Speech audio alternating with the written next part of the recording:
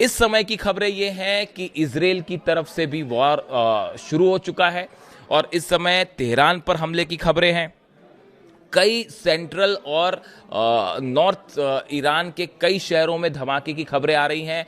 Tehran में 2 बड़े धमाके हुए हैं, इस्फहान में धमाके हुए हैं, इसके अलावा जो है तबरीज में धमाके हुए हैं। ये इस समय का लेटेस्ट अपडेट है कि इजराइल की तरफ से फाइटर जेट्स ने ईरान पर हमले शुरू कर दिए हैं। Explosions rock Iran capital Tehran and the city of Tabriz and Isfahan after Israel's military launch attacks on the country. अब देखिए, दोनों तरफ से भयानक हमले शुरू हैं। अब्बास अराक्ची साहब ने, ईरान के विदेश मंत्री जो हैं, उन्होंने एक पोस्ट किया है जिसमें उन्होंने ईरान का झंडा और लेबनान का झंडा एक साथ लगाया, यानी उन्होंने साफ संदेश दिया कि हम लेबनान के साथ मजबूती से खड़े हुए हैं।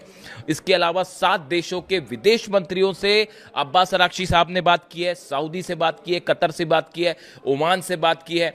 इन सब विदेश मंत्रियों से बात हुई है, पाकिस्तान के आर्मी चीफ से भी बात हुई है।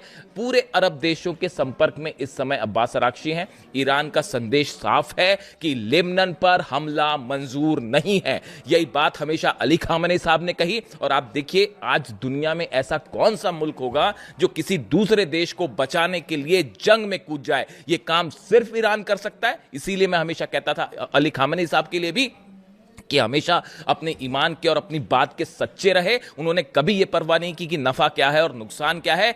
लेबनान की रक्षा, लेबनान के बेगुनाह लोगों को जो हमला किया जाता है इजराइल की तरफ से, उनकी रक्षा के लिए हमेशा अली खामेनी साहब खड़े रहे। और एक बार फिर यही होता दिखाई दे रहा है। लेबनान की रक्षा के लिए ईरान ने हमले किए हैं इजराइल पर। और इसके साथ ही देखिए, बड़ा जो डेवलपमेंट है इस समय का, देखिए ये वॉर ये आगे बढ़ने वाला है, ये रुकने वाला नहीं है। ये भले कितनी कोशिश कर लें, नेतन्याहू अब डोनाल्ड ट्रंप की बात नहीं सुन रहे हैं। ये बात सामने है, पर्दे के पीछे तो ऐसे दावे हो रहे हैं जो बेहद हैरान करने वाले हैं, लेकिन इनको अभी कहा नहीं जा सकता। जो खबरें आ रही हैं ट्रंप और नेतन्याहू को लेकर बेहद हैरान करने वाली हैं।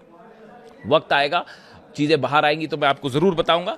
लेकिन अभी फ़िलहाल हालात ये है कि दोनों देशों के बीच ज़बरदस्त जंग छिड़ी हुई है, इजराइल और ईरान के बीच। और देखिए, मैंने आपको बताया, इब्राहिम रज़ाई साहब ने कल ही कह दिया था कि आज की रात हमला होगा और उन्होंने हमला कर दिया।